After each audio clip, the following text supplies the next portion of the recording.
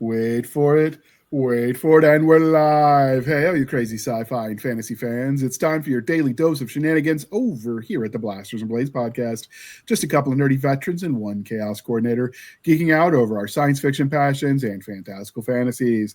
A place where magic is king, the sky is the limit, and space is the place. We are the podcast that puts the fun in dysfunction. So without further ado, we're going to let our guest, Mr. Patrick Chiles, introduce himself to our listeners and viewers at home. Hi there. And thanks for having me on. Yep, as the name says, I'm Patrick Chiles. I write science fiction for Baen Books. I've been with them for about 6-7 years now, and mostly write hard sci-fi. I like the kind of near future stuff a lot. I like to project where we are now into, say, 20 to 50 years in the future, how things could be. Kind of the way I want things to be now, but they're not quite there. Or maybe the space program that I was promised when I was a kid in the 60s and 70s and feel like I got cheated out of. So that's the bulk of what I write. The last couple of books I've written have been a real departure from that. They've gotten into the space alien warp drive type science fiction, and I've had a lot of fun writing them. Okay. Yeah, the Jetsons promised us a lot by now, and so did Back to the Future. Yeah. I feel disappointed. Like Hollywood just like teasing us without delivering. Well, I was a big space. I am still a big space nerd. If I tilted my laptop around, you'd see a giant telescope over here and a bunch of big model rockets and stuff like that. I was 5 years old when we landed on the moon, and I was aware it was coming because I had seen launches on TV at my grandparents' house, and I asked my grandpa what was going on, and he'd tell me, and it's like, oh, that sounds awesome. And so, a little kid, I was obsessed with it, and I never really grew out of that obsession. And there were a lot of plans after Apollo that unfortunately, didn't go anywhere, but we could have done all of it if we put the resources to it. And I guess that's where I come from is, what kind of awesome things could we be doing if somebody was committing the resources to it?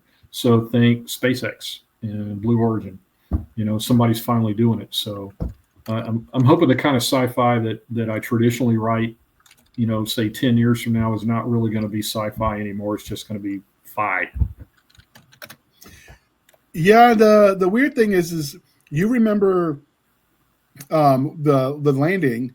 So do you remember when people started it didn't happen? I mean, Google search says the theory started in the 60s and gained traction in the 70s. So it didn't take long before the conspiracy theories started. Yeah, so that just kind of shows how embedded that kind of thinking is in our culture. There's always going to be people that refuse to believe things because it just sounds too fantastic to them. They can't conceive of it, therefore it must be fake. No, I knew some people like that. Parents of a friend of mine from our neighborhood growing up told me that they didn't believe in it. And, I was probably 10 years old at the time, and I couldn't conceive of how to argue with adults. I saw one of the launches myself, and like that rocket was going somewhere. We put a lot of trouble into doing that. Why would we fake that? So. But yeah, I really hate seeing the flat Earth stuff. That felt like a meme, a troll that got out of hand. And I've seen more and more people with big platforms talking about how the moon landing must have been fake because of all these things. And it's like any conspiracy theory. You're only getting about half of the facts. And if that's all you had, okay, I could see it. But you're completely ignoring the other half of the facts that counteract all of that. So my general theory is the reason conspiracy theories, why I never believed them, is because in order for a conspiracy to happen, you have to have secrecy to the point where, the people involved don't come out and say things, and our government can't keep secrets. And I don't think they're that competent. So ergo, I don't think they're competent enough to compellingly fake it. I'm more likely to believe they did the thing than that they faked the thing because they just think there's something. Well, and now the saying is the difference between a conspiracy theory and the truth is about 6 months. Yeah.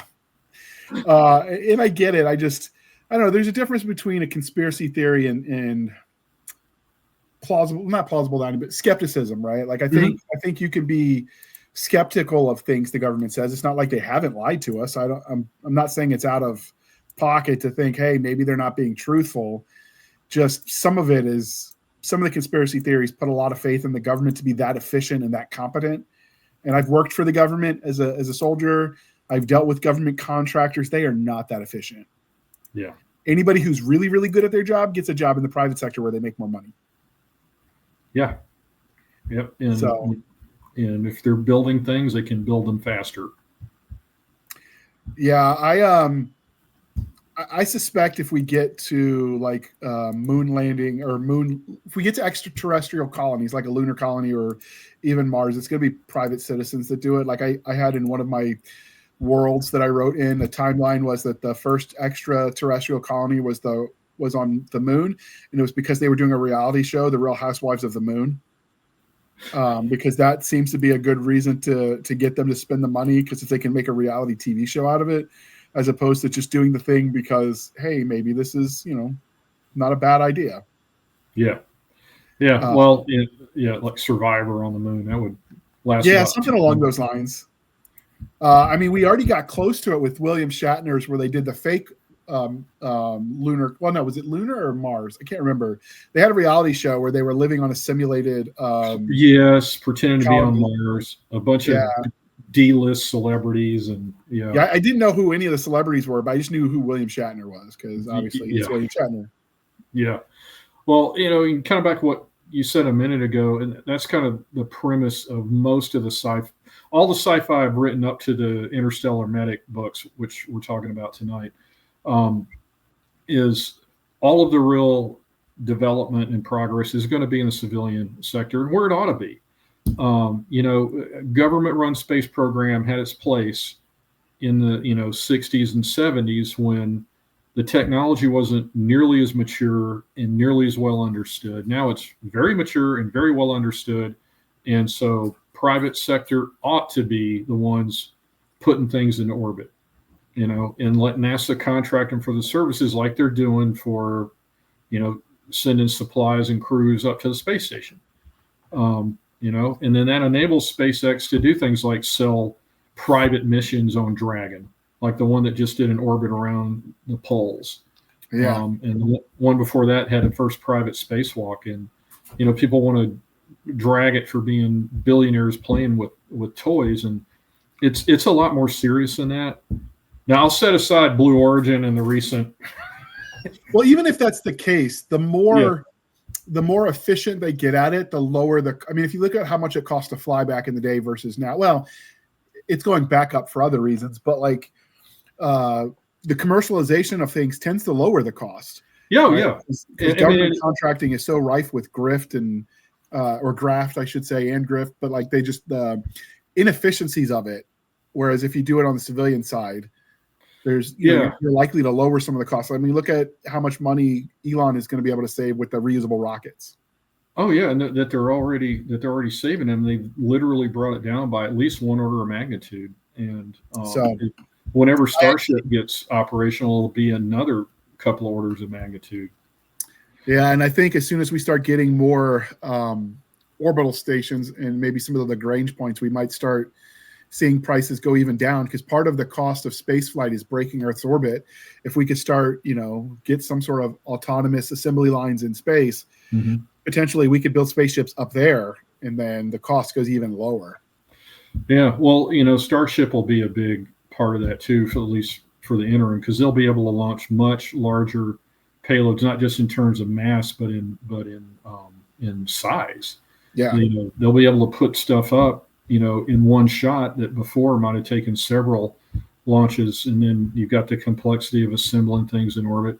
But you mentioned aviation, and that's the analogy I always fall back to, because my day job, my career has been in aviation.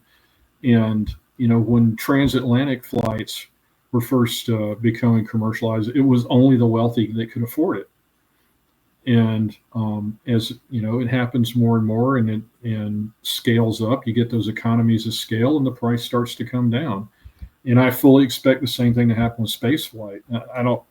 It's going to be a long, long time before it's so cheap that it's like buying an airline ticket. But I mean, I think in our lifetimes we could easily see somebody saving up for a big retirement vacation in orbit. I can see that happening. And I hope so. yeah, sorry, didn't mean to Go, interrupt you. No, you're fine. I would say if you are interested in space, dear listener, I suggest you Google any of the air and space museums if there are any close to you. Like I know there's one in Hampton. Obviously, there's the ones in DC, but I think there are others spread throughout the U.S. and it's worth going to see. I take my kids there on a regular basis just because the exhibits are kind of cool to see how far we've come. Well, I live in Ohio, and the Air Force, the National Museum of the Air Force over in Dayton is astounding, and it's free to get in. It'll easily take you a full day, and they go from the very beginning. They've got, I think, the second Wright flyer in there. I can't recall if it's the actual number 2 flyer or reproduction, and they go from that all the way into, early aviation, World War One, the period between World War One and Two, and of course, big World War II exhibit, the B-29 that dropped the bomb on Nagasaki is there, and then of course modern stuff, Vietnam era, Cold War, all these jets, and then the space section is amazing. They just finished that a few years ago, and there's quite a bit in there for a space nerd to goof on. Yeah, and it's got a lot of exhibits that are designed for kids, which is kind of cool. Most of them are, they're educational facilities as much as they are museums. Mm-hmm. And if you're in Hampton Roads area, Virginia, you've also got the Army Transportation Museum out of Fort Eustis, which goes all the way back from wagon trains to, modern warfare and what those look like with the planes, trains, and automobiles. Mm-hmm. On static displays, which is kind of cool to see, like that progression. Like as you walk through the museum, it's walking forward in time as technology evolves. And when you look at the dates, you realize quickly that it went from almost no change. Like we still use the same kind of wagon trains from the Revolution to the Civil War, almost up to the Mexican-American War. Well, I guess that's after. Almost the invasion, the Spanish-American War is the first time you start to see significant changes in some of the tech. With what the military is using from what it had in previous wars. But I mean, it was like slow, and then it's just exponentially increased. And it's kind of cool to watch that in chronology as you walk the museum exhibits. So is the museum that you mentioned in Ohio, is that open to the public or do you have to have a military ID? Nope, it's open to the public. Okay. It's pretty popular tourist spot. It's packed on the weekends. And where in Ohio is that? It's in Dayton at Wright-Patterson Air Force Base. It's right outside Wright-Pat. I mean, you don't have to go onto the base to get there.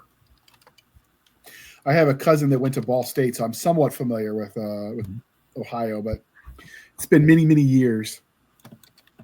So do you have a favorite exhibit at that museum before we do the religion question? Oh, probably the space exhibit and the experimental aircraft. There's one of the 2 remaining X-15s are there. The other one's in the National Air and Space Museum in Washington. That's on.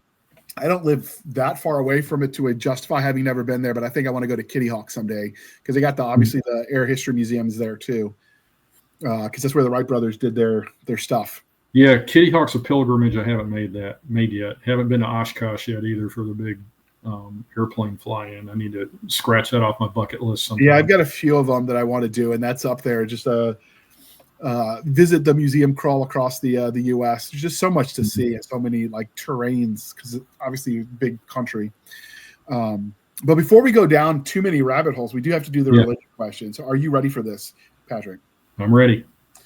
All right. Star Wars, Star Trek, or Firefly? Battlestar Galactica. Excellent choice. What is it about Battlestar? Well, first off, the reboot or the original? Oh, the reboot.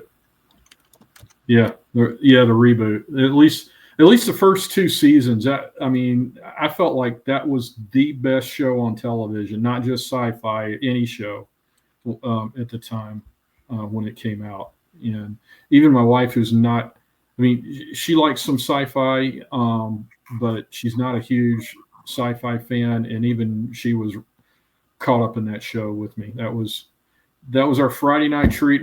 Our boys were little. We get the boys to bed, pop in a bottle of wine, and watch Battlestar. And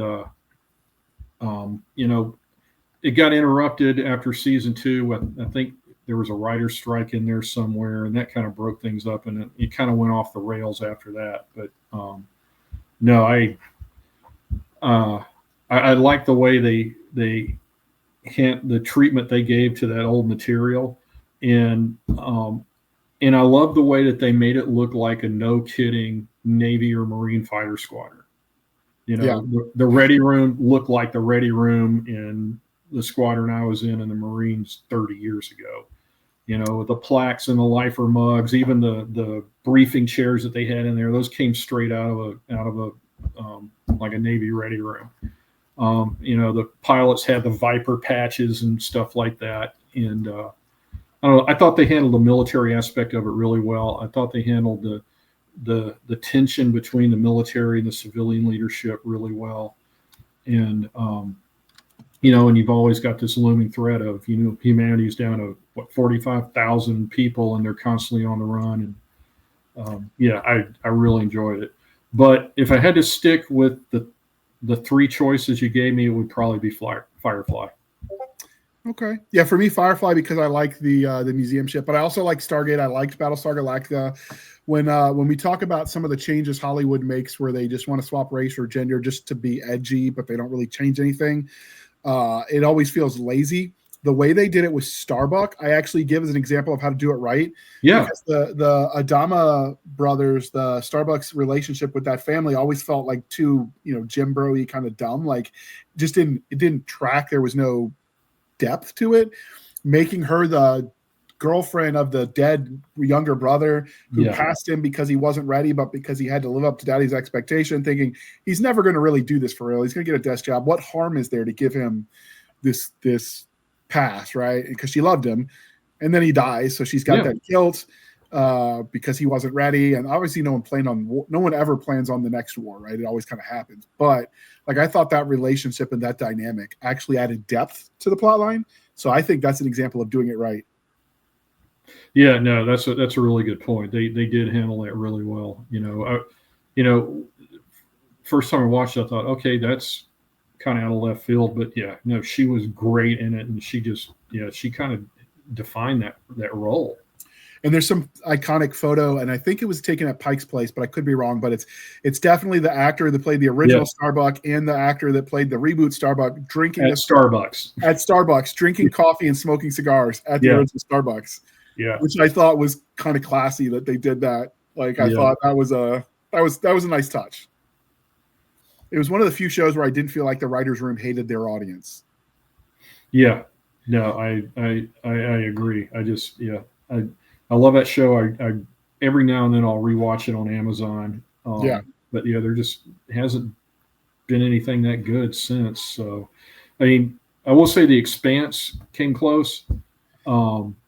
I watched the first season, but I didn't follow it because we had to cut some of our subscription services. And then now that I have it back again, I'm like, I just haven't gone back and rewatched it.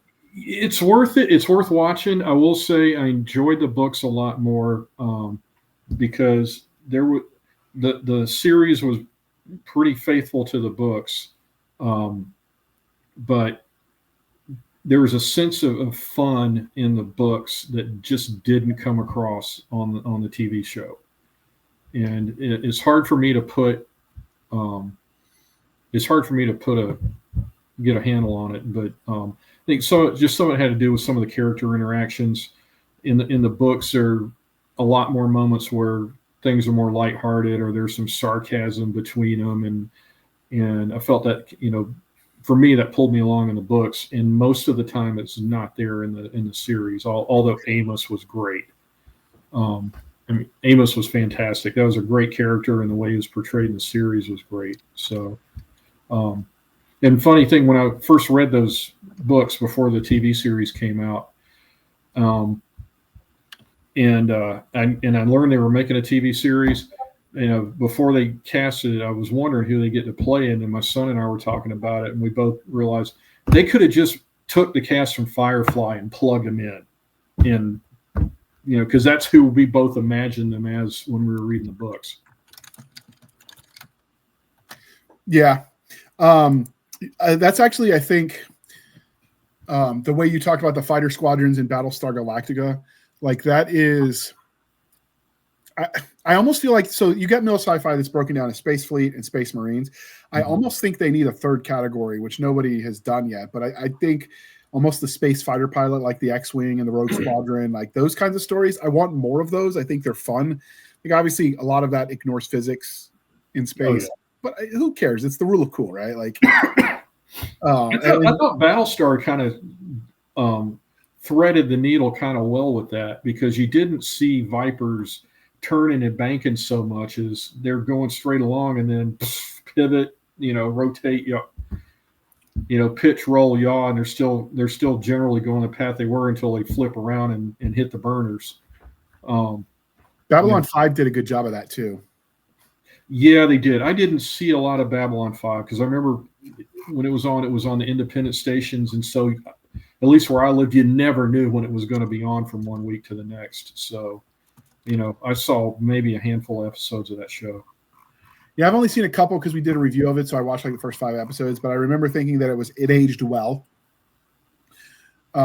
which is really all you can ask for, given the age of it. And on the one hand, I'd like to see what they could do with that series with modern technology to be able to recreate some of that.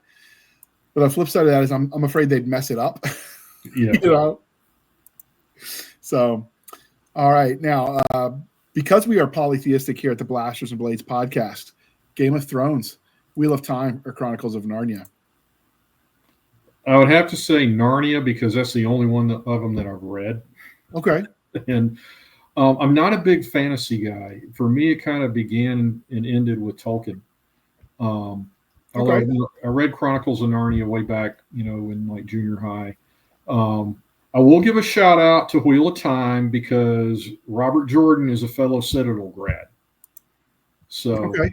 Yeah. So that gets some points in my book, even though unfortunately I haven't read them.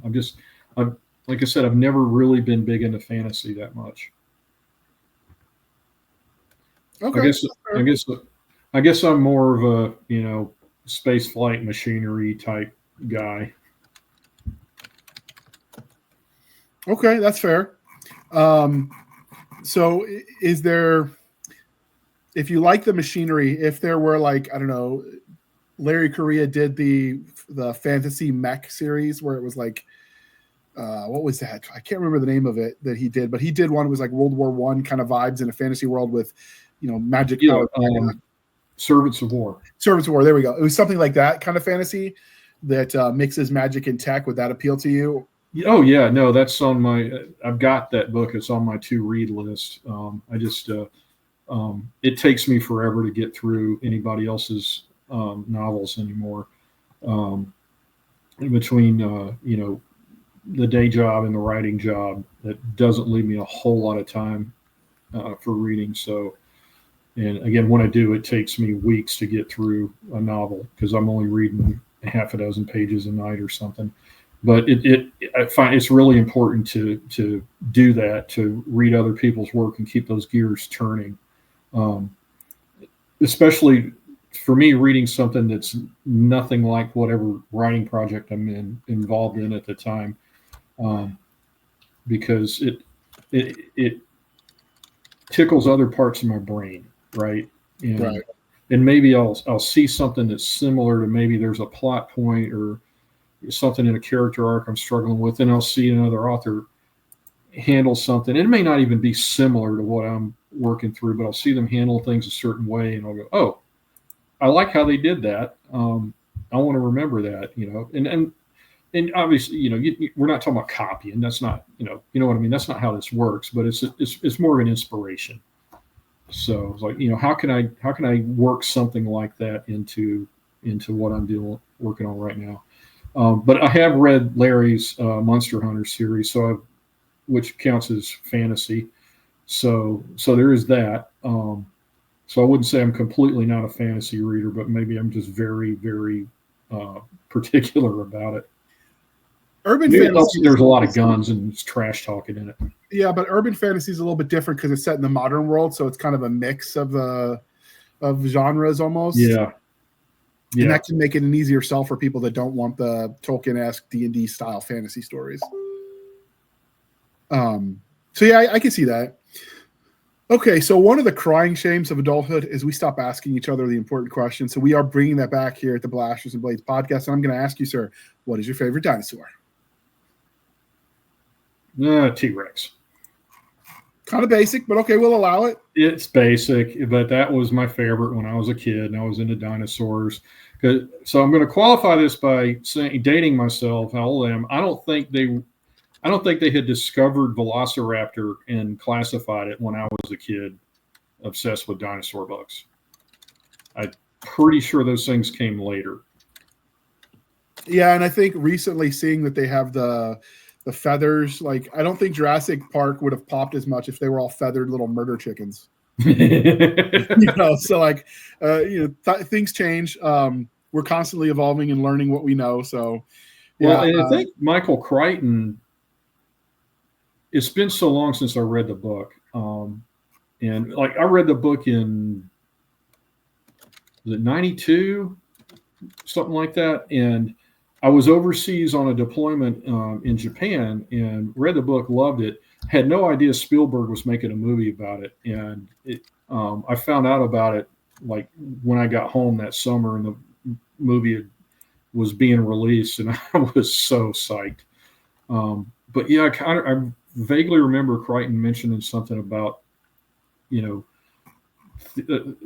theorizing a connection to birds and dinosaurs that maybe hadn't been thought of before. And I'm sure that it was an emerging theory when he heard about it and wrote it.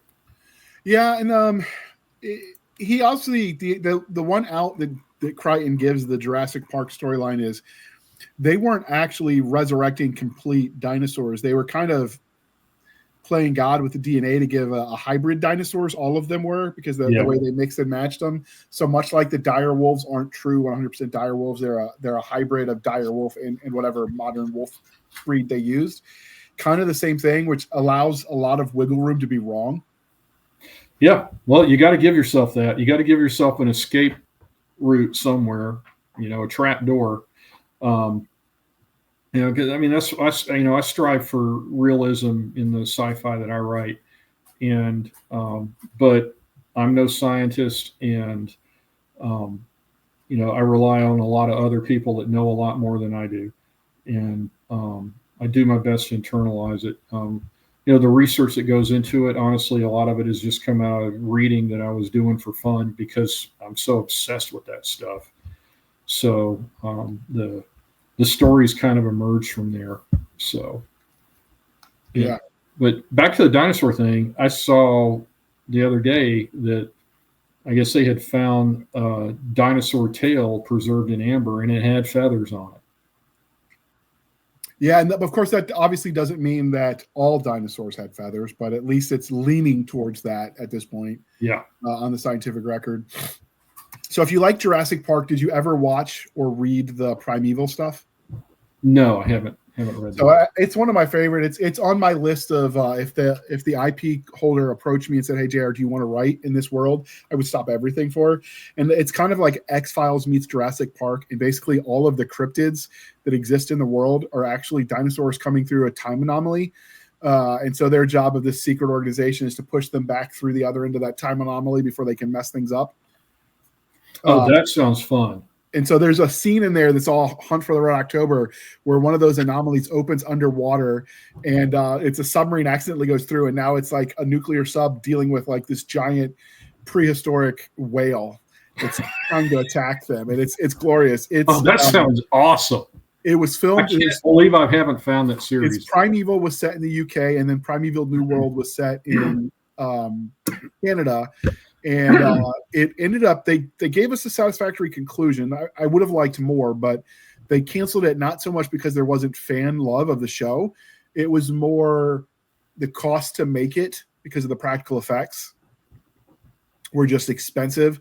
I imagine if they brought that back, they could probably lower the cost with like CGI capabilities, but it was just so expensive to make back then. And they got some books set in that world, some graphic novels as well, where that kind of stuff happens. But I absolutely loved that one.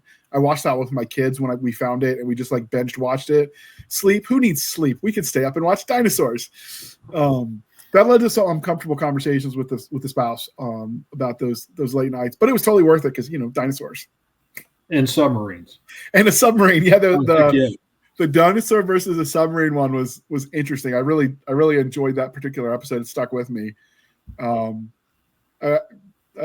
Definitely room for stories to happen like that, I think.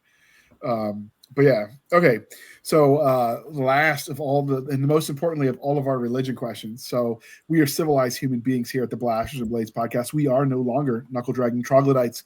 So coffee or tea, and how do you take it? Coffee. And depends on the time of day. When it's in the morning, a little bit of half and half, and maybe a teaspoon of sugar to take the edge off.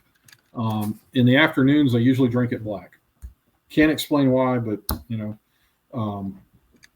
maybe it's trying to cut all the sugar out of my diet. Yeah, I get that. I had to find ways around that too because I like my cream and sugar, and I was using that was an International Delight flavored stuff, and then I looked at the calories and I'm like, well, if I go to just regular milk and flavored syrup, I can get the same effect, half the calories. So I've been switching over to that, but yeah, I don't do flavored creamer. It's straight half and half or nothing for me. That's fair. I'm a big fan of the French vanilla. I'm pretty basic like that. And in the October, I'll do the pumpkin spice because why not? The spice must flow and all. So obviously, like you grew up being interested in space. You read a lot of the stories. What was your interest in flight or your interest in sci-fi first? I'd say sci-fi. Okay. And it's hard to pin down, okay, because I have memories from being very small, I'm talking 4 or 5 years old, of finding Star Trek on TV and thinking, oh, this is the most awesome thing I've ever seen. And that's probably what got me so excited when my grandpa explained to me what these rockets were all about that I was seeing on TV. I thought, oh, that's Star Trek. That stuff's real. I want to do that. But yeah, I'd always been drawn to airplanes too. I've been obsessed with, airplanes and rockets and astronomy since I was a little kid. So how come you didn't end up going to the Air Force instead? I think the Marines are kind of a family tradition. That's fair. Plus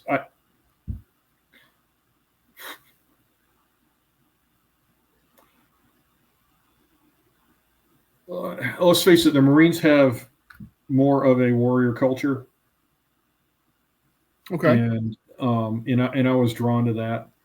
I wanted more than just aviation.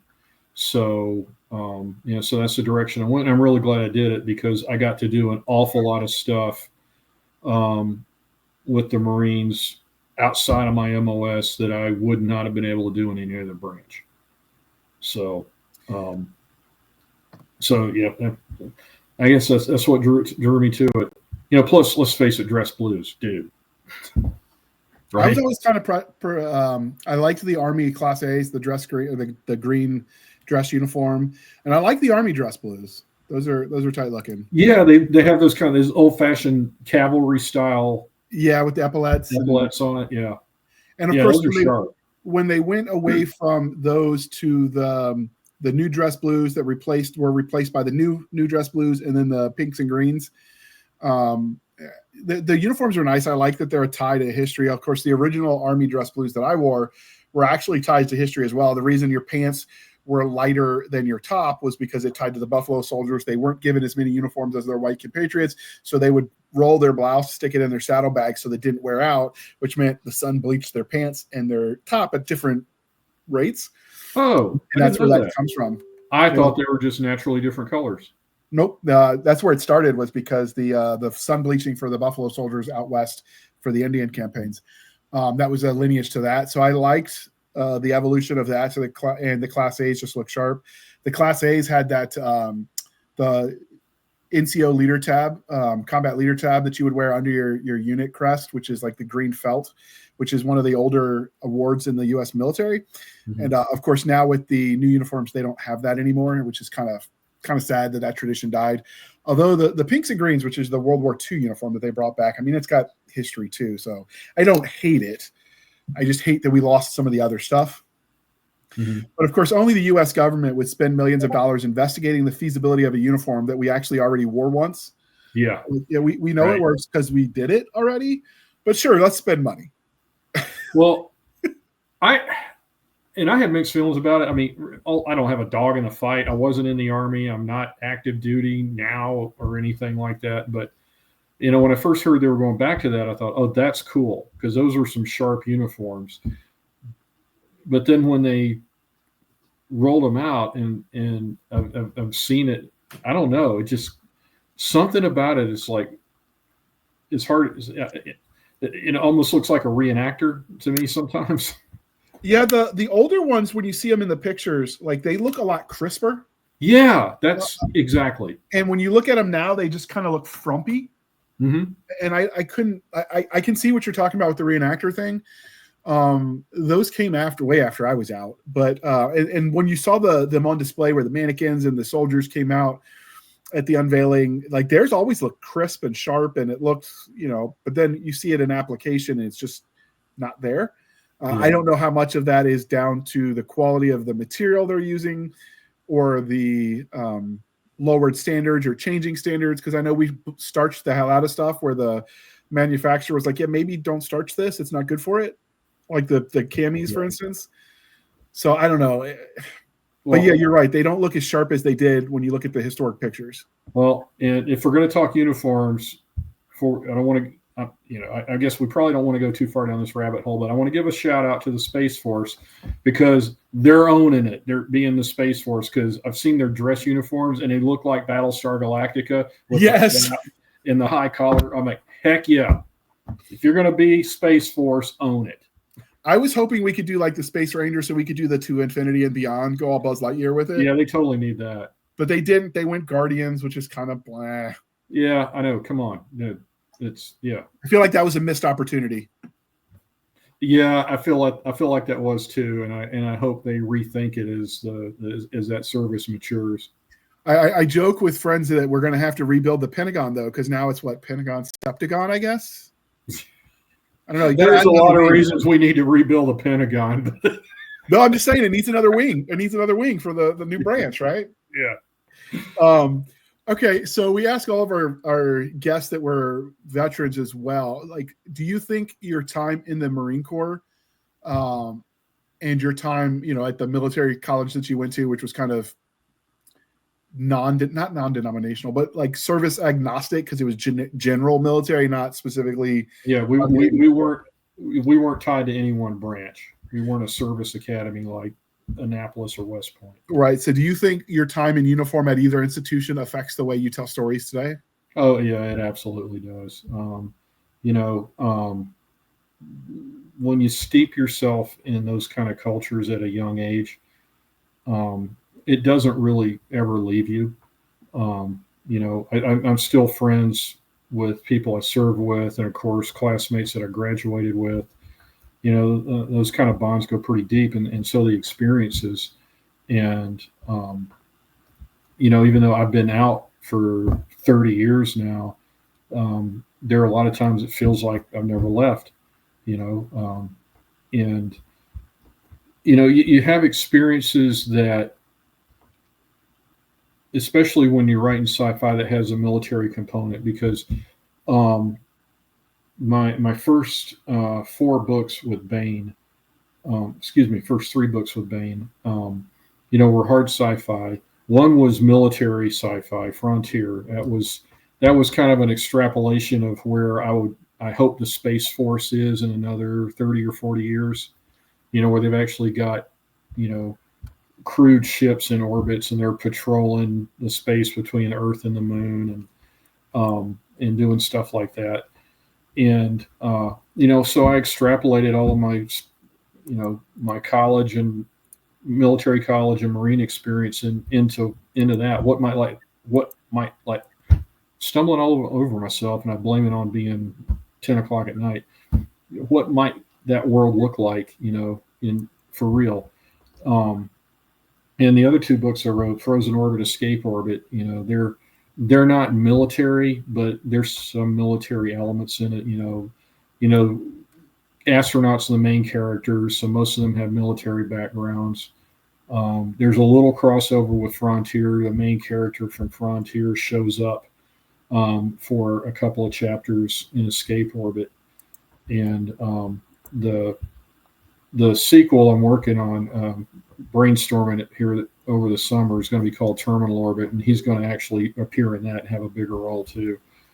So yeah, all those experiences just transfer into it, and then there's,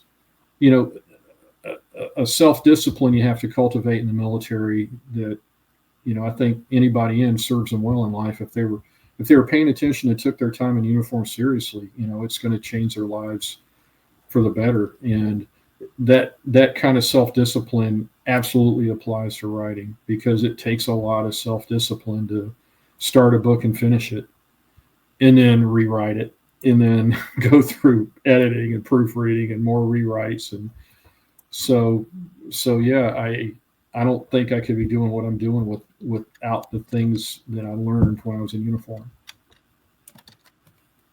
Okay. Do you ever draw from people you served with? Oh yeah. Not directly, and not just people I served with, but people I worked with in the airline industry and in business aviation, because there's a lot of strong personalities in all those groups, and especially when we're talking astronauts. So I wasn't an aviator, but I was in a Marine F-18 squadron, and fighter pilots are known for strong personalities. One of the ones in my squadron went on to become an astronaut. And then somebody who graduated from Citadel a couple of years after I did also went on to become an astronaut. He was actually a big help with my second book, Frontier, on what the reality of like living on the space station is like, and what EVAs or spacewalks are like. He helped with some of the jargon, getting it right, and things like that. Those little kind of details that bring it to life, and bring that verisimilitude, that sense of reality. And then also kind of from my civilian aviation career, extrapolating that into the future, where I hope to see more and more commercial space flight. And my thinking with that was, when I first started writing my very first book was called Perigee. It was about a commercial spacecraft that was stranded in orbit. And I started writing that in 2004. Didn't finish it until 2011, because it was my very first book, and I spent that whole 7 years learning how to write a book. I'd done some magazine writing before that. But I compare it, going from magazine writing to writing a novel is going from building a model car to building an actual car. And there was a lot to learn along the way. But anyway, part of the inspiration for that was, this was after Spaceship One did that first civilian suborbital flight. Richard Branson licensed it, created Virgin Galactic. Unfortunately, that didn't become nearly as successful as a lot of people hoped it might. It took them a long time to get to where they could actually fly passengers. But their intent, and this was, Branson over-promising and under-delivering, but the concept still lit me up. It was that they wanted to eventually offer like point-to-point travel, from one city to another on Earth, suborbital. So you think flying to LA to Sydney in like 90 minutes, and you're doing it suborbital. I love that concept, and from my reading on space flight and all the technicalities, well, what they call antipodal flights like that from one point on the globe to the opposite point on the globe takes almost as much energy to do that as it does to go all the way to orbit. So that was kind of the spark for that story. And so I took all of my airline and private aviation experience and just extrapolated into that world using, the the knowledge that I'd gained from all the reading I do and all the people I was engineers and stuff that I got to know and pick their brains and I think it turned out to be a pretty good book. And so my first two self-published ones eventually got the attention of Tony Weisskopf at Baen, and that's when they offered to pick them up as ebooks, and they asked me, "What else have you got?" And that's where. So I guess that was a really, really long way of answering a really simple question. Hey, it's okay. You're here to sell yourself and then your book, so it works. So obviously, the way you tell stories is affected by your service and your time in uniform. What about the way you engage with content? Have you found that post-military service, you read books differently or you watch shows differently?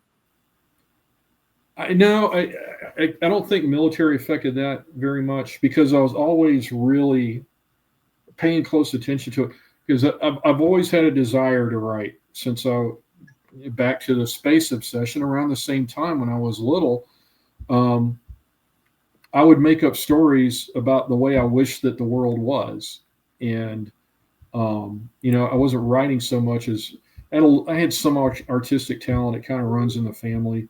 And so I was drawing my own comic books and and I didn't realize it until much later in life when I started trying to write novels that, oh yeah, I've actually been at this for a long time. And I was always a bookworm. And the more I read, the more critical I got, the more discerning I got. And I realized that every book that I was reading, I was kind of making mental notes of what worked and what didn't. Why did I like this book? Why didn't I like this other book? What were the things that lit me up and what turned me off? And I've gotten the same way with watching TV and movies. There's certain TV shows and movies that I'll continually go back to, even though I've seen them a million times. I know there's no surprise left, but I really admire the way that they set up certain scenes and develop, plots and character arcs and how they handle dialogue.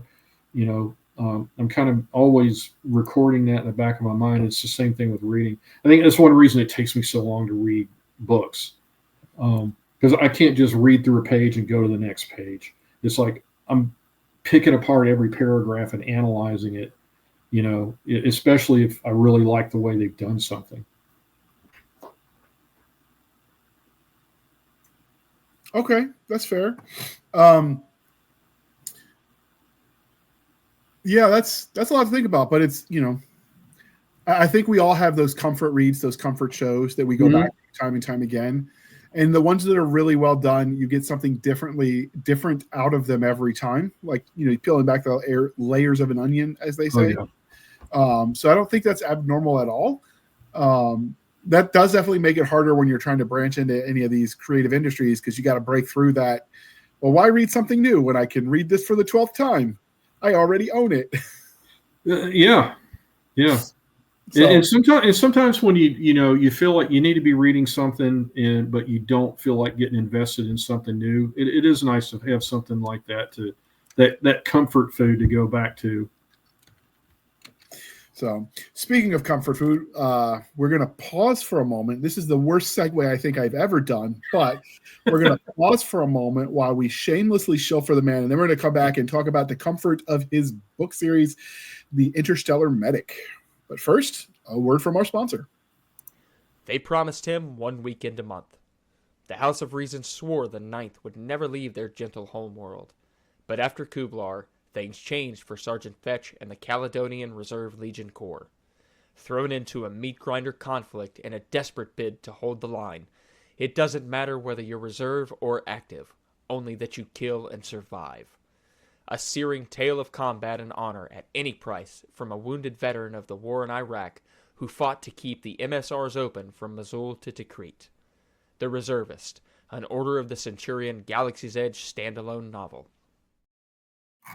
All right. Thank you for sticking with us to that commercial interlude. And with that, we're going to talk about the series that brought us here. So you've got your Interstellar Medic Series. Mm-hmm. So before we get too deep into this, what would you say the rating of this series were? If parents are listening saying, hey, is this okay for my young, intrepid reader who wants to dive into the world of sci-fi? Like, what would you rate this if you were telling that parent? PG-13.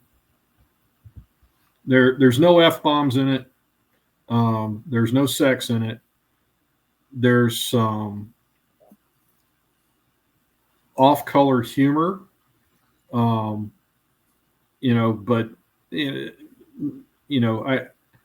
I think teenagers could easily read this, and it's honestly, when you look at some of the stuff that it makes it into YA novels these days,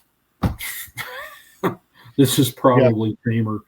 So this was my first foray into, like I say, space alien and warp drive science fiction, and I had a lot of fun writing it. I had a lot of fun making fun of all the alien abduction tropes, and I promise I have never seen an episode of Resident Alien before I wrote this book. we discovered that after, and my wife and I were watching it, just looking at each other and laughing, like, yeah, I did that. I made that same joke of like, crap, people are going to think I've ripped it off. So this is can't call it a series yet. It's 2 books. When I first pitched the story idea to Tony 3 years ago, the idea was, and I can't tell you where this came from. People ask me where I got the idea. I honestly don't know. This is one of those weird ideas that arrived in my head almost fully formed. And it was a human paramedic who was caught up in this, galaxy spanning alien civilization, but had this desperate need to get back to Earth. And how was she going to do it? And, what kind of dangers was she going to run into, on her travels back to Earth? And Tony loved the idea, but she had 2 conditions. One, it had to be real space aliens. She said, basically not your original gangster Star Trek with somebody in, blue body paint with a spaghetti stringer on their head. And it also needed to be 2 books.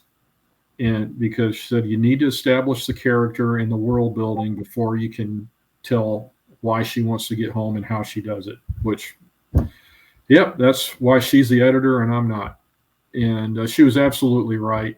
And so that character development and world building is the long run. And again, I had a blast writing it. People have said it's a lot of fun to read. There is a lot of humor in it. It's not meant to be. It's not meant to be a comedy, and it's not. But there's definitely some funny elements to it because it's a fish out of water story. So it's about a paramedic who is getting a little burned out in her job, and on her way home from night shift, middle of the night, she comes across a aircraft crash in the woods. And so there's nobody for miles around. She's the only person on scene. So she grabs her go bag and goes to find it. Well, of course, it turns out it's not an aircraft. It's an alien spacecraft. And that's how she gets caught up into this alien civilization. She's basically recruited. The premise was that they were examining Earth for first contact, that they also had a need for trained medical personnel who could care for beings outside of their own species, because apparently that's a problem in this galactic union I invented, that the different species all get along with each other, but when it comes to medical care, most of them are not willing to provide care for somebody that's not of their species. And she has a background as a veterinary student before she became a paramedic. That gets developed through the story. There's a reason that she dropped out of a DVM program to become a paramedic, and that's something that she carries through the story, and it eventually comes out as to why. But along the way, there's, her getting brought into this civilization that she thought was the realm of, supermarket tabloids and bad History Channel shows. Okay. Well, first off, if it's 2 books, it's definitely a series, because it's for now it's a duology, and that was originally the plan. It was write these 2 books, but as I was writing the next one, The Long Way Home, I realized this could absolutely be a series. I don't have a defined story arc for it. It's going to be more of an open-ended series. So as the ideas come, I'm going to run with them, and I know what I want to do for a 3rd book. And I'm working on a short story right now too with the main character. Her name's Melanie Mooney, and that's for a story anthology that Jason Cordova's editing for Baen, and that'll be out next summer. But The Long Way Home will be out July 1st, and that's actually the story that I first pitched to Tony 3 years ago. So now Melanie is.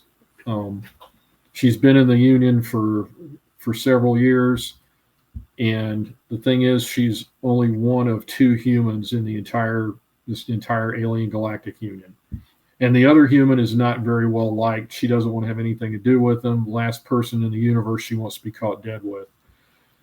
Of course, this individual ends up being the key to her being able to get home. One of the things that she's done is she's realized that all this time she spent zipping around the galaxy on EMS runs at light speed. Well, 5 years might have passed for her, but it's been more like 20 back on Earth. And she's starting to feel kind of isolated and realizes if she's going to get home, she needs to do it before Earth develops beyond anything she could recognize. So how do you do that? And that's the key. That's going to be one of the keys to the story tension is how do you get back without making the problem worse? Well, there's a way to do it, but it's a little dangerous. It involves traveling through dimensions that had only been theorized to exist, and it also is going to force her to put her trust in some pretty shady characters. So it is very much a kind of space opera adventure story. Okay. So, on a scale of short story to Brandon Sanderson, where would you say this story falls for length? Well, let me see. I'm looking at my shelf to see where that might fall in. On that scale, I would say a Jack McDevitt story. Okay. Maybe something shorter. It's a little over 300 pages. It's about 100,000 words ish. Yes, 100,000 ish. Okay. What kind of tech can we expect from this series? Well, you can expect spacecraft that have warp drives. You can expect spacecraft that have jump drives that allow them to jump through higher dimensions that we can't see. A lot of medical tech that does kind of magical stuff that at least, like Arthur C. Clarke said, any highly enough developed technology is indistinguishable from magic. And a lot of that stuff was established in the first book. So, and one of the funny kind of recurring tropes is we all know the gray aliens have a thing for anal probes. And they're big in the medical corps. And of course, they've got an anal probe for every ailment. And that's kind of a running joke in the book. So there's a little bit of that. There's more a few butt jokes in there. So is this predominantly a comedy, or is there just a space opera with comedic elements? Yeah, this is space opera with comedic elements. Yeah, no, not a comedy. I don't think I could maintain that consistently for 100,000 words, but there's definitely some opportunities to have fun with a lot of cliches and tropes, and that's what I did. So what about the aliens? How alien are we talking? We got Star Trek, forehead ridge of the week. Are we talking aliens? Like where did you go with this? So I struggled with that at first. And so when I was setting up the world building for the first book, one of the things I did was kind of reach back into the, all the old UFO abduction stories, because I wanted to weave that in, that Melanie is a modern current day character, this, caught up into this civilization that she used to just make fun of. And then digging into it, realizes, oh, all those crazy, weekly world news tabloid stories were actually true. This stuff actually happened. And, so I started with that, with the alien abduction stories. So you've got your classic gray aliens, you've got your reptilians, which I decided to make them a warrior race, kind of like the Klingons. And those ended up being some of my favorite characters. And it's one of those funny, unexpected things that happen along the way that ends up being the crowd that Melanie most identifies with. They end up becoming probably her closest friends. You've got the Nordics, which is another thing from UFO legend, that there's the kind of tall, platinum blonde, Scandinavian looking people, or aliens. And I had a lot of fun with that one.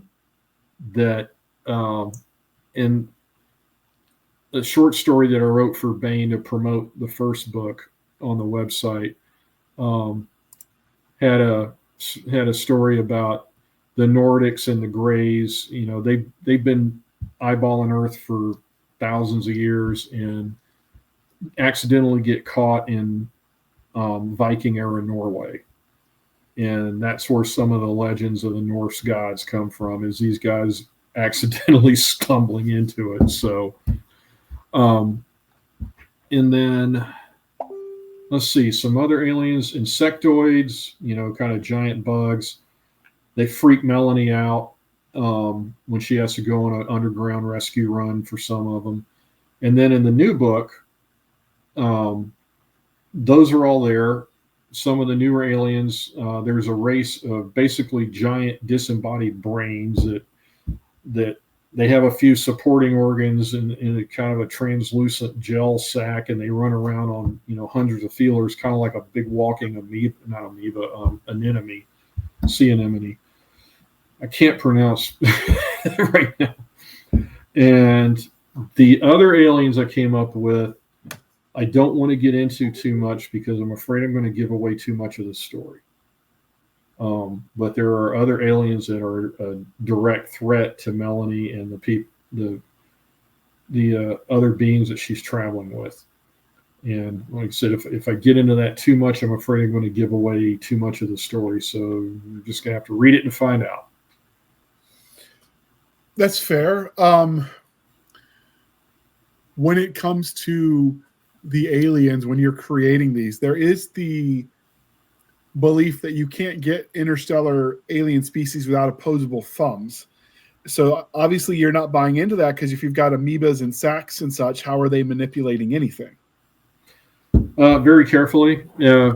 Well, like the big brain aliens, they've got these thousands of feelers that they run around on, and they're all very articulated, and so they can do fine motor stuff with it. It's just, instead of 4 fingers and a thumb, they may have thousands that are all doing different things at one time and getting the same effect. So, so that's kind of how I got around that. That's one of those things you can't spend too much time obsessing over. because this is, obviously fiction, right? It's only barely grounded in reality, and so you can't obsess too much over that kind of detail. You get wrapped around the axle, and next thing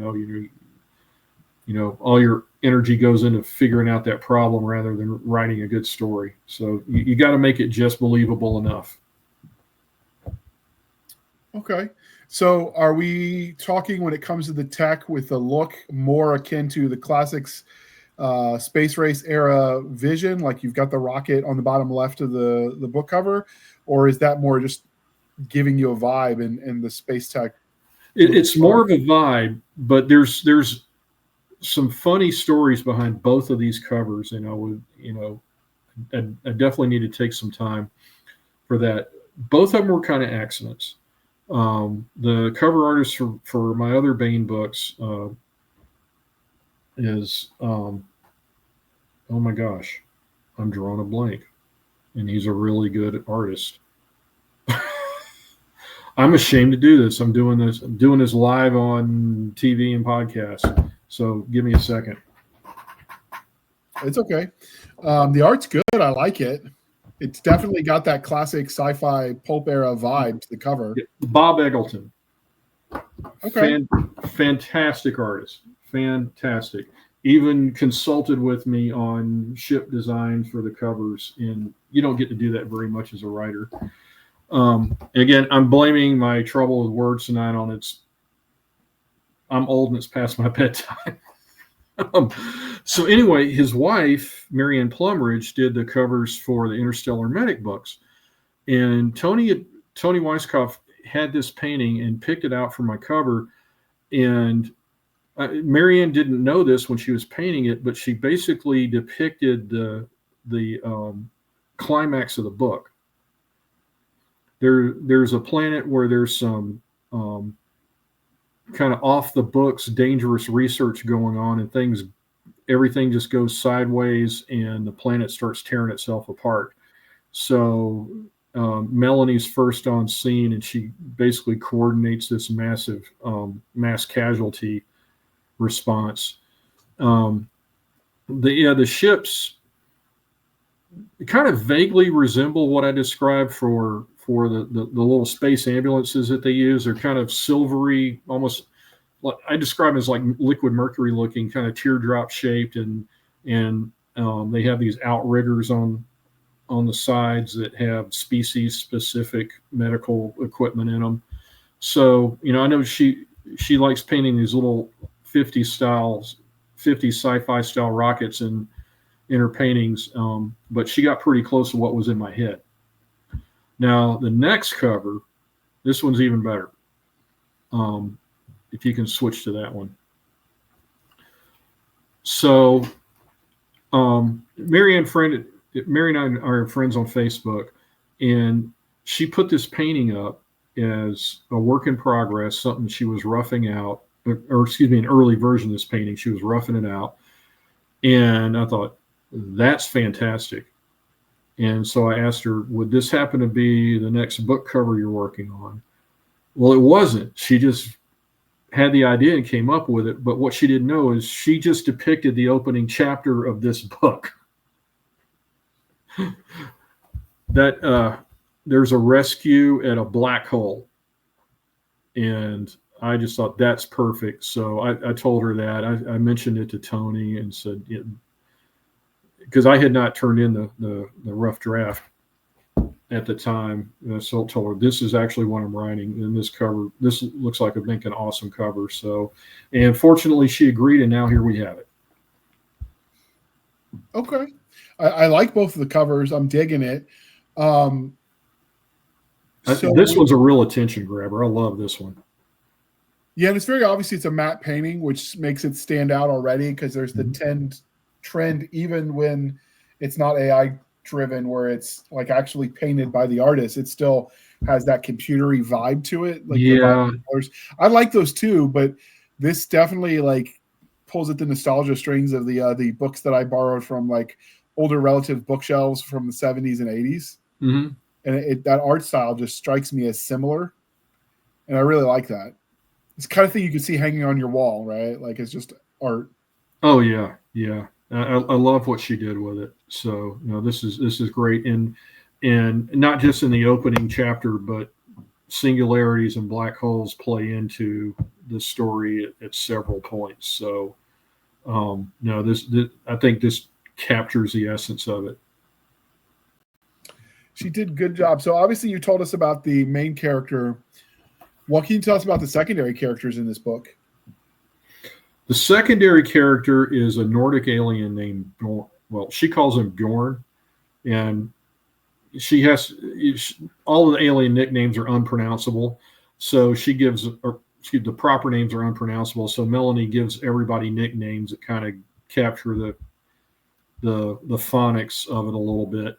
And he's with her on this. He's been kind of her chaperone, in coming into the Union and getting used to life in it, and is with her while she's trying to get back home.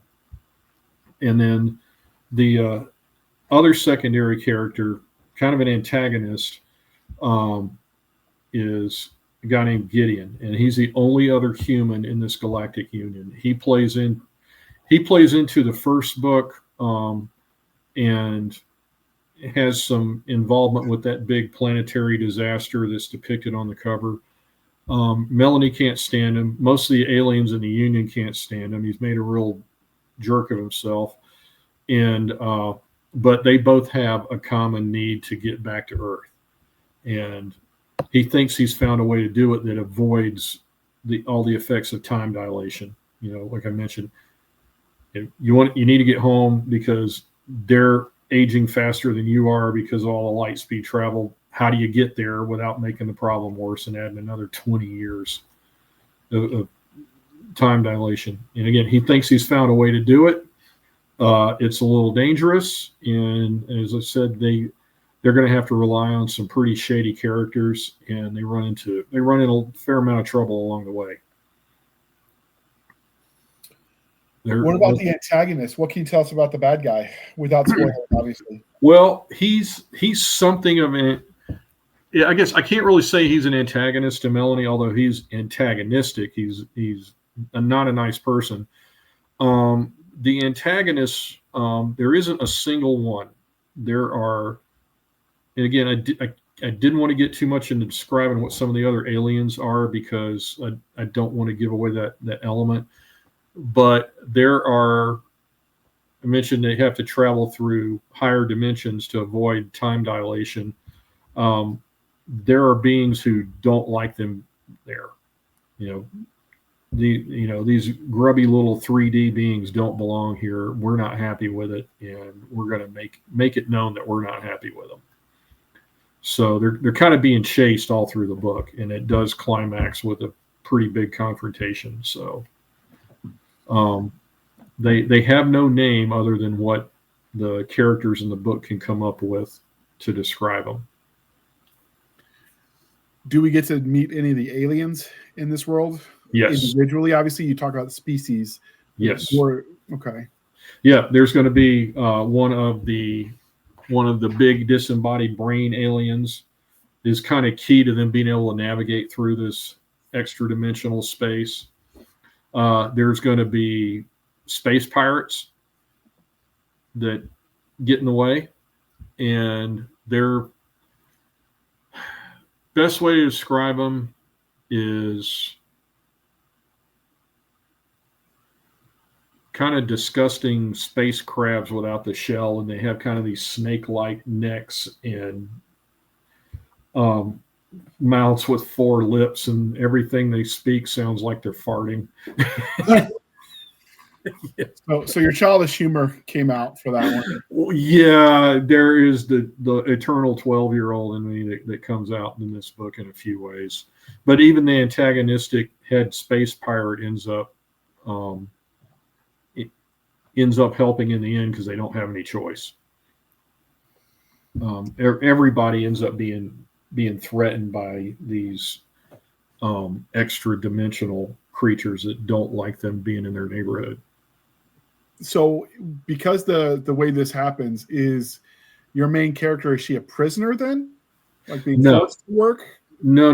Melanie's not a prisoner. She was recruited, again, because she had a veterinary background and was a paramedic, and the union saw that and thought she could work. We need to observe some more humans before we can actually do formal first contact. We need to see how well they assimilate into our cultures, and we could really use somebody that's not afraid to provide emergency care to other species, because we don't have enough of our own citizens who are willing to do that. So that's why she is where she is. No, she's not being prevented from going back. The only thing that is preventing her from getting home is the expense. And there's some things that happen in the first book that have made interstellar travel prohibitively expensive, except for when it's absolutely necessary.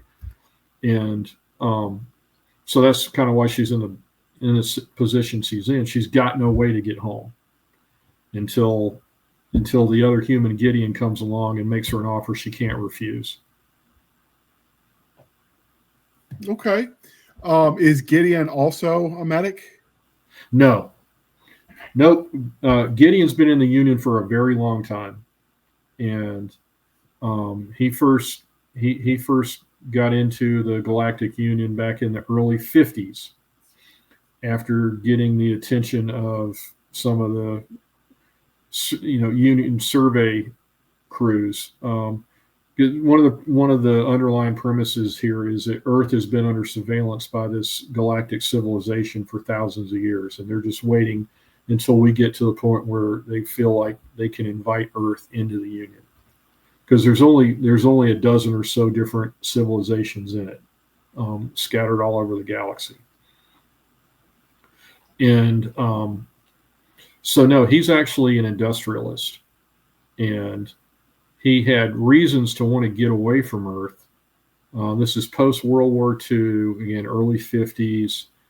And, he sees an opportunity to get off planet with these aliens, whom he's already familiar with. I'm going to drop that hint.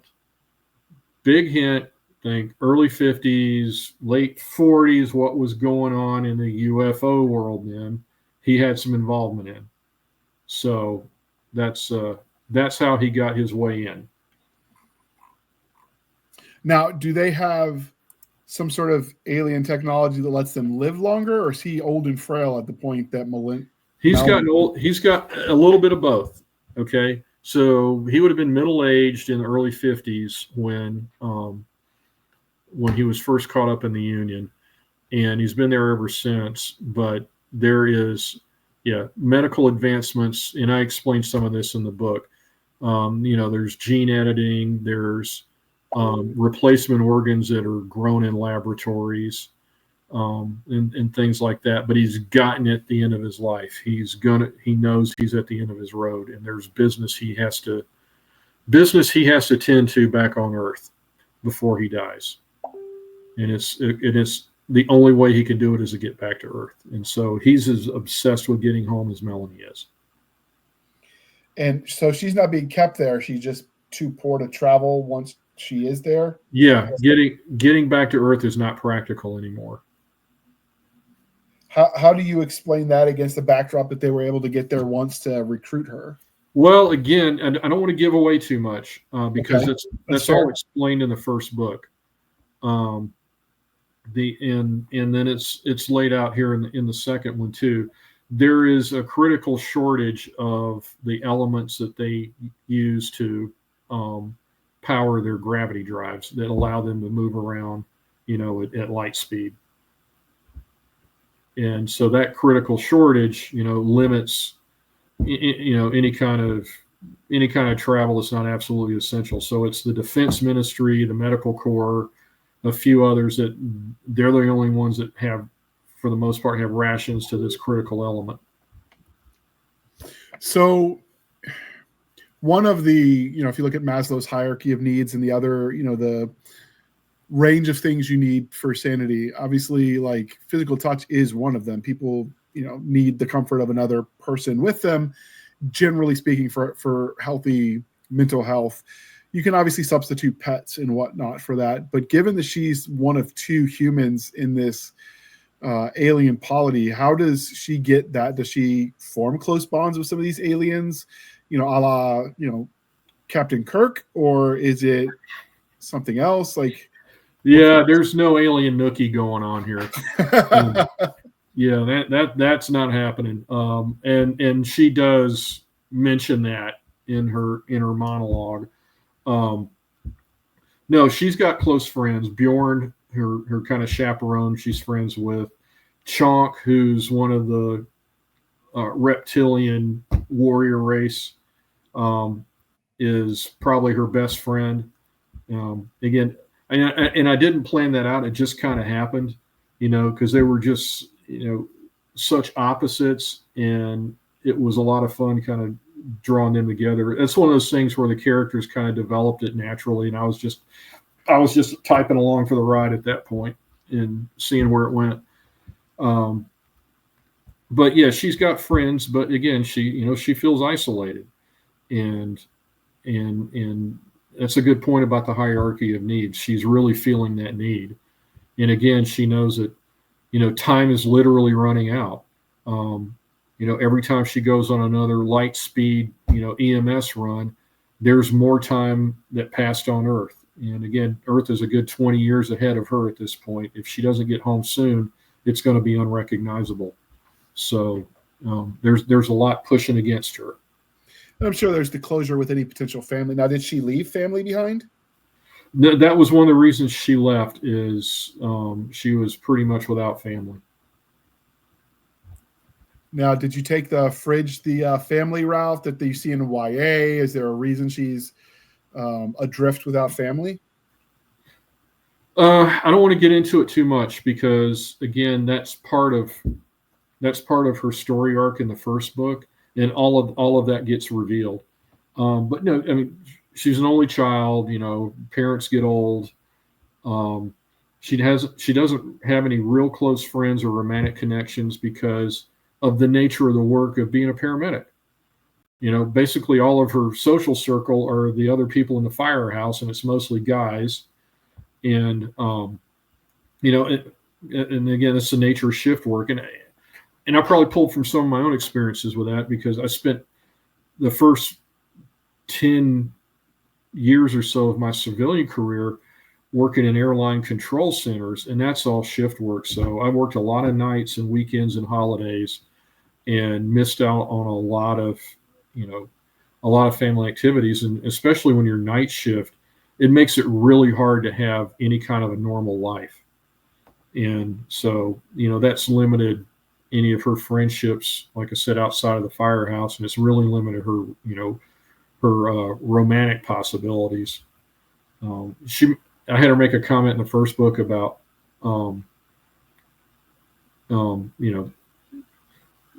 guys not being happy with being stood up because she got called into work on a Saturday night. Okay. One of the things that would come up, and obviously, like, we don't want spoilers, so if you can't answer, I understand. How were they able to provide sustenance and a living situation that was compatible, given that there aren't other humans in this polity at the moment? Well, besides this Gideon guy. They have that one guy. And so this is where, I hit the easy button. And so I modeled it after the food replicators on Star Trek.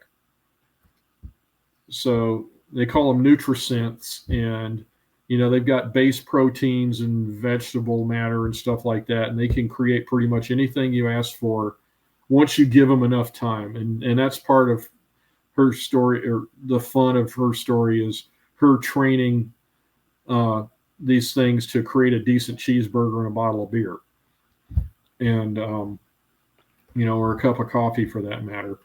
And so that's how I got around. That's how I got around that problem. And then they provide her with living quarters and stuff like that, and everything she needs for normal life. I intentionally didn't make it so ridiculously high tech that it was hard for a reader to put themselves in each scene. and I wanted the tech to be accessible, and the kind of day-to-day living to be accessible. So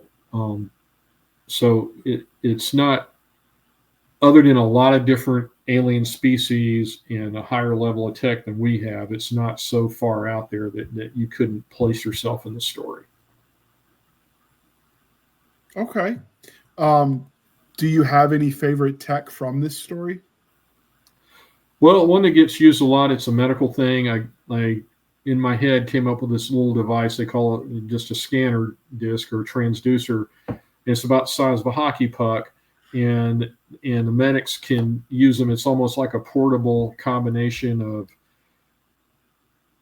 stethoscope and X-ray and CT scanner and MRI, and they can use it to, a pair of them, to scan a patient with them, and they can get a complete 3D picture of the inside of their bodies, and they're able to see this with these visors that they have, and so they can see, patient vitals in real time. They can get, like I said, a 3D view of what's going on inside of a patient's body with this.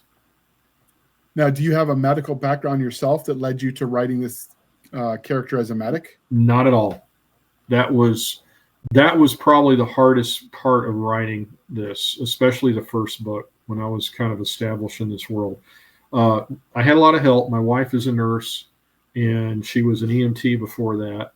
So she was a huge resource for me. I got some books on using medicine in science fiction. That was a big help. Also, some of the doctors that my wife works with help. There's one in particular who's a big sci-fi fan, and she was able to answer some questions for me and explain to me how certain things would play out in real life. And then I also reached out to our local fire department, and those guys were hugely helpful. The great thing was the assistant battalion chief was a huge sci-fi fan, so he was all on board with this project. So I did a couple of ride-alongs with ambulance crews, spent a lot of time sitting around the firehouse, listening to these guys tell stories, using some of those stories to scrub off the serial numbers and, change the names of the innocent and work them in as these actual things as events into the books. They were kind of a springboard to work from, and that was just a tremendous help. So yeah, I had to bring in a lot of outside expertise on this because medicine is not my thing at all. And they were pretty willing to just give you this information, like. Oh, absolutely, yeah. Oh yeah, unless they're working for the CIA or Delta Force or something like that, when people find out you're a writer and you want to draw on their expertise to help bring your book to life, people are really willing to talk to you. I haven't had to because I've got a research background, so I can mostly find what I need. Mm-hmm. Medicine would be a bridge too far probably for me to be able to Google, because how do you know what's good source-wise or not? It's not quite the same thing as the looking at science facts, right? Like, yeah, and you're absolutely right about that. Now, I did use Dr. Google a little bit for really simple stuff, but when it got into something complex, I had to get some outside help.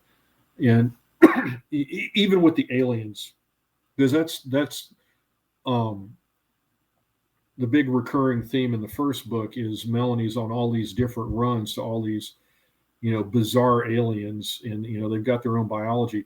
So how I did that was I started looking up the anatomy and physiology of the closest kind of real life earthbound counterpart.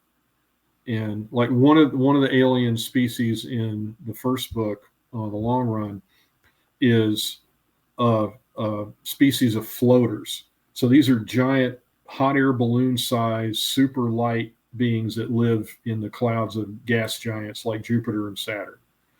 And that idea I got from a book on space and possible aliens that I remember reading like in junior high school. There were some scientists that postulated that you could have these kind of creatures that lived high in the clouds of Jupiter, and maybe they lived on something, like plankton floating around in the clouds and stuff like that. And so that's what I ran with. And so they were going to look a lot like, they were going to look a lot like jellyfish, right? And so I went to that anatomy. I looked at what's the anatomy of jellyfish, and their physiology, how do their bodies work? Okay, what kind of maladies could happen to them living in the clouds of a gas giant? Well, maybe they dove too far into the clouds and went too deep, and they inhaled a lot of sulfur gas. So I ran with that, and so a lot of that stuff I extrapolated and made up, but had to keep it as real as I could. So, like in that case, I reached out to this doctor my wife works with and asked, okay, what do you do with a child when they're poisoned? What's what are the rules that govern you? What are the kind of treatments you give? And what does that look like? And so, she gave me a lot to work with, and I kind of took bits and pieces and kind of worked it into this made up alien anatomy. So, that kind of research took a lot of work for the first book. I was kind of intimidated when I set out to write it because, again, I was treading into waters that I really had no business being in. Yeah, and you've got to be careful where you have some of those conversations, because you have the wrong kind of medical conversations sitting at a Starbucks. I'm just saying, sometimes people call the cops on you. Yeah. I had that happen to me when I wrote a scene where they had for various reasons, he used a ceremonial sword to kill these invaders. And it happened in 0G, and the publisher was like, yeah, JR, that's not how that would work. You need to do some research on the medicine of what happens to blood in 0G and then write this scene. So I called my aunt, an ER nurse.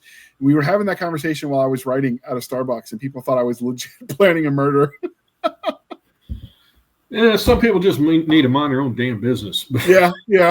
Well, it's like we joke about if somebody looked at our Google searches, they would think, well, he's either a serial killer or he's a writer.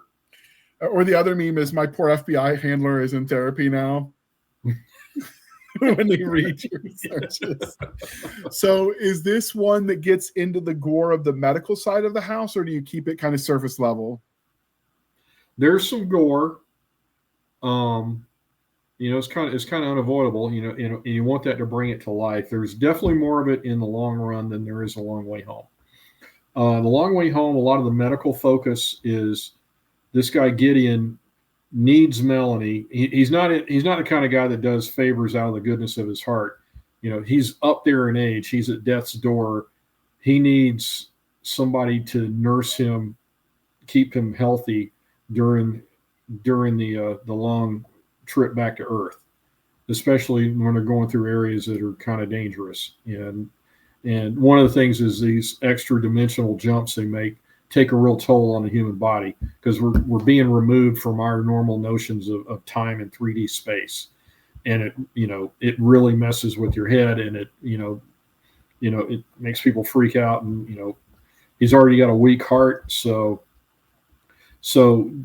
that focus is a lot different than it is from the long run, where there's all these different aliens. This is more of her keeping this old guy alive, but more things happen where the others who were on the ship with them, there's only a handful of different aliens, but again, they're all under threat by this race of extra dimensional creatures that doesn't want them there. And so as time goes on, there's more and more she's going to have to do, for the others. Okay. Obviously, like you said, part of this is the mystery that underlies it. You're writing right now a trilogy, because you said you're writing the third book. Is there more after the trilogy, or is this going to be a 3 and done? No, it's going to be more like an open-ended series. I wouldn't call it a trilogy at all. I just, as I was writing the final chapters for The Long Way Home, I saw a way that it was blindingly obvious how I could keep it open-ended. So if I wanted to write more, I could. So I've got an idea that I'm developing for a third book that would be called The Long Way Back. So the title alone kind of suggests what's happening, and It's not fully developed yet. What I'm working on next is going to be the sequel for Escape Orbit. Hold on. Let me throw you up on the screen so you could see show the cover. Okay. Oh, that's nice. Yeah. So the sequel to this is going to be called Terminal Orbit. The first in the series was Frozen Orbit. And so that's Terminal Orbit's going to wrap that up into a nice, neat little trilogy. And I'm brainstorming the plot for that here over the next several weeks, and we'll probably be pitching it to Tony by the end of summer. But yeah, that's gonna be the next project I'm working on. Okay. Is there anything we didn't cover that you think the reader needs to know before we wrap this up? Only that I hope they enjoy reading these books as much as I enjoy writing them. I like to think all of my books have a sense of fun to them because I'm a naturally smart aleck kind of guy. So that kind of humor makes its way in. I just had a lot more space to do it in the long run and in the long way home. They're both really fun reads. I think they're very accessible to people who may not necessarily be into hard sci-fi like I normally write. This is definitely more broad-based sci-fi for a larger audience. And, I hope people see that, and I hope they enjoy them, like I said, as much as I enjoyed writing them.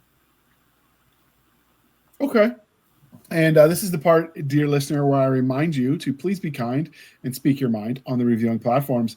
Your reviews help the right readers find the right books. So do your part, people. It really does make a difference. Especially if you like a series and you want them to do more of it, those kinds of things. Publishers that, hey, this is well received. How can listeners and viewers follow you if they wanted to find you online? Sure. Well, I'm on Facebook. I don't get fancy with handles or names or anything like that, so it's just Patrick Chiles on Facebook. I'm at Patrick Chiles on Twitter /X, and I have a blog called the Chiles Files, and you can find links to all of my books there, and also write about what was going through my head when I wrote these books. Okay. And we will link to all of that in the show notes, as well as to his publisher, Baen Publishing, Baen Books. I'm not sure. Is it Baen Books or Baen Publishing? Baen Books. Okay. So we will link to Baen Books. Is any of your stuff in the Baen free library? The short stories are. I don't know about the books. I'd have to go check the website. Okay. Well, we do link to the Baen free library, dear listener, and when we link to Baen, so you can check it out. You might find some of his short content and other books that you can love. And with that, you can find us on our link tree at linktr.ee linktree/Blasters and Blaze Podcast. Again, linktree /Blasters and Blaze Podcast, where we link to all the things, the BitChutes, the Rumbles, the YouTube, the TikToks, the Twitters, Spotify, the Discord, the Blasters and Blaze Facebook group and Facebook page. We have our email, blastersandblazepodcast@gmail.com. Again, blastersandblazepodcast@gmail.com for professional purposes only, people. Save the shenanigans from Madam Stabby Stab over there on the Instagram, the Twitter, and the email. You can support the show by going to buymeacoffee.com/author J.R. Handley. Again, buymeacoffee.com/author J.R. Handley. Be sure to put in the comment section that is for the podcast, and I promise I will keep my co-hosts duly caffeinated. They will drink that coffee, brand coffee, till it pours out of their eyeballs, people, and then they'll swim away on a river of Java goodness.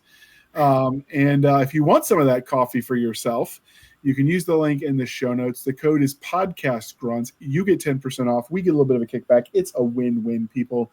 And with that, I would say thank you for spending some of your precious time with us. For my crazy co-host, I am J.R. Handley, and this was the Blasters Blaze Podcast. We'll be back next week at the same time, where we'll indulge our love of nerd culture, cheesy jokes, and all things that go boom. All right, thanks for coming on, Patrick. This was a lot of fun. I'm glad to do it. I had a blast. All right. We'll have to have you back for future episodes. I'd love to.